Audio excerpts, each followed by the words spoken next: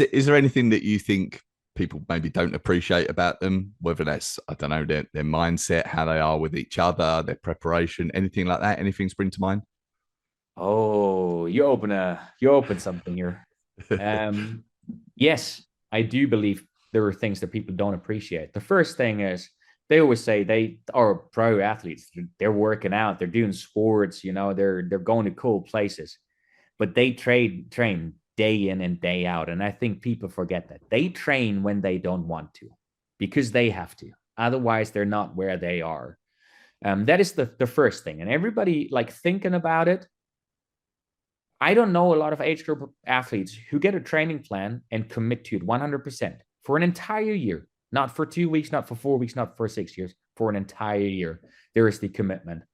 The second thing is it's the different level of focus that I think is undervalued or unappreciated. I remember for the first time in Girona, I was living in Girona, Spain, and Jan Frodeno, Ironman Olympic and world or triathlon Olympic and champion and Ironman world champion. He was living up there as well. And the first time I went to his house, I was bringing something up, and his wife opened the door and she said, "He's in the pain cave on the turbo. Good luck." And I opened the door and I looked in his face, and it wasn't that he was looking angry at me or anything.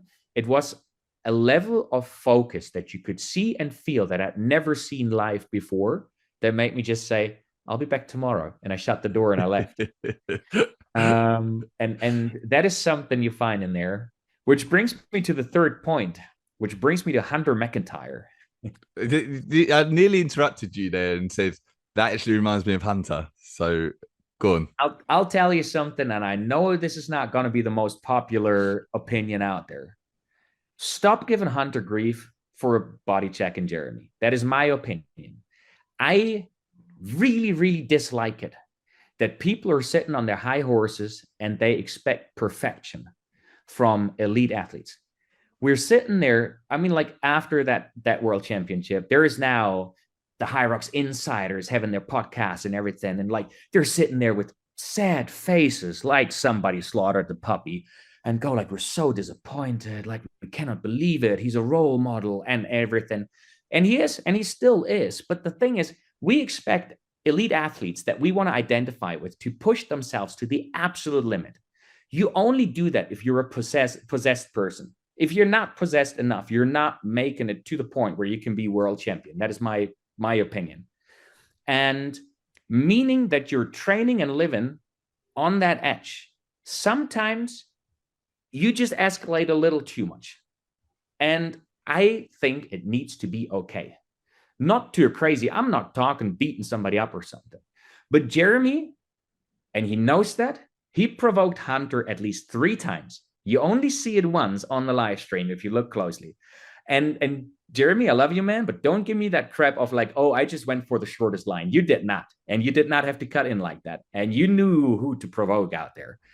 And Hunter went for it. And the body check looks a little worse than it really is, because he catches Jeremy as both feet are in the air. And they both hugged it out afterwards and everything. Honestly, hey, this happens in sport. That's my opinion. I hate it that we just go crazy about it afterwards. Like, "Oh, he's a bad human being. He's not a good role model." He's doing so much for the sport. And if we expect them to go to the absolute limit, we also got to allow them to fail every once in a while, and it's got to be okay. That's my Mm-hmm. opinion. Yeah. And I Yeah. think that is something that is not appreciated enough, is how much they sacrifice, how much they put in there, how much pressure they have. And that sometimes the pressure comes out the wrong way.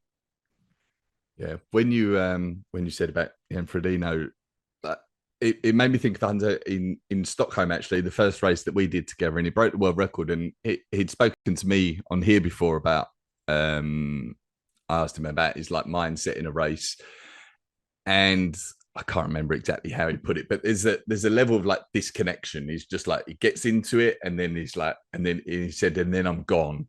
And then he said, and next thing I know, I've broken the world record, like type thing. It's just like this disconnection. And then I remember he broke the world record in Stockholm, and we were on the stage, and like you looked into his eyes, and it was like he wasn't there. It was like he came up and like we sort of congratulated him, I did feel like there was this level of disconnection. This like wasn't completely Hunter like you see in day-to-day life. You'd gone to this like place, if you Oh like, yeah. for the race. Yeah, yeah.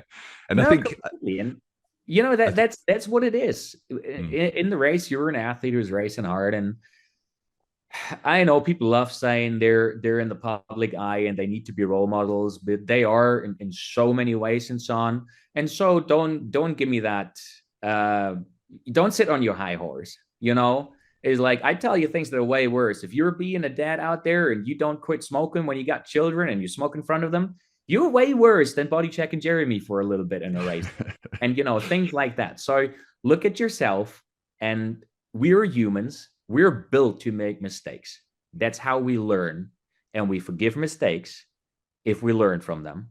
And that, in my opinion, that's just what it is. And I will stay a Hunter McIntyre fan. He's great for the sport.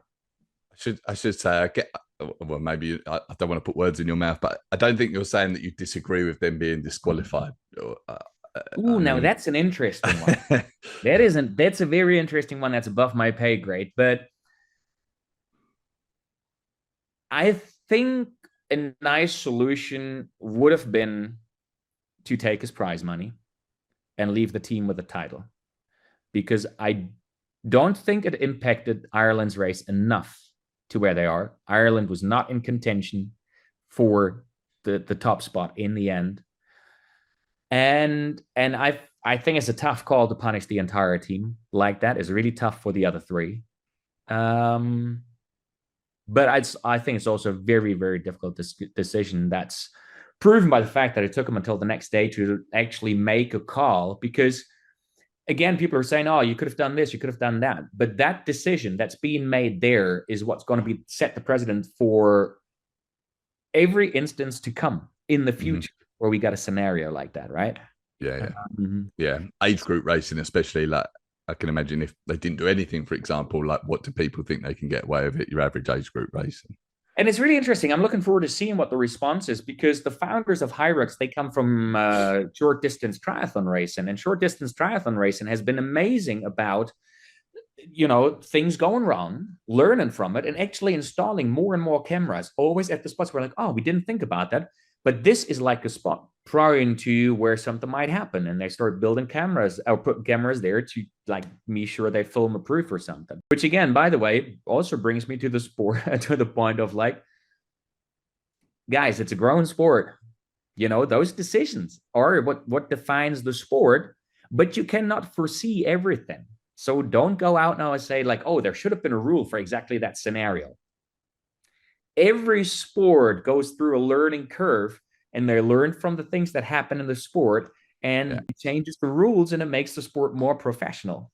yeah, yeah, And yeah. so I think it's an amazing thing to be part of the sport in a time while it is growing, while maybe mistakes are being made, but while things are being learned. I think it's super cool to be part of the sport in this time already.